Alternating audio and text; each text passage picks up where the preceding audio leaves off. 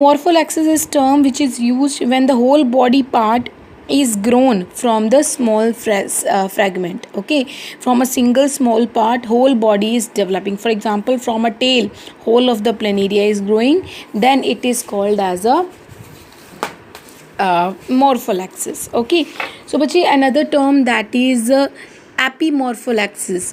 Apimorpholepsis bachi, it is the term used when the whole body by the replacement of the lost body part. Okay, so from the lost body part the whole body is grown up. For example, from the if head and the body is there, then the tail will grow and the organism is completed. That is called as apimorpholepsis. Okay, so bache next is spore formation. So bache spore formation, spores are the propagules which germinate to produce new individuals. Okay, bache we have also discussed this in 10th standard. We have seen that in sporangium or that type of sacs, that spores are formed when the it get burst, where that spores is falling down under the favorable condition, it will grow into a new organism. Okay, so bache now you will read about the various types of spores. Bache zoospores, zoo means motile, the spores which can move, they are called as zoospores. Okay, so these are microscopic motile structures. What are zoospore? Microscopic motile structures. So it is seen in algae and fungi.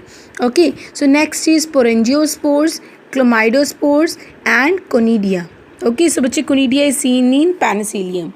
Okay, so bache next type of reproduction is artificial asexual reproduction is fission. So bache fission means breaking of the parent body. So splitting of the parent body into two or more parts is called as fission. Okay, so first is binary fission. Bi means two. Splitting of body of the parent body into two daughter cells is called as binary fission. Okay, so example is amoeba. Okay, so next is multiple fission. Multiple means many. So splitting of the parent body into more than two individual, that is called as a multiple fission. For example is plasmodium.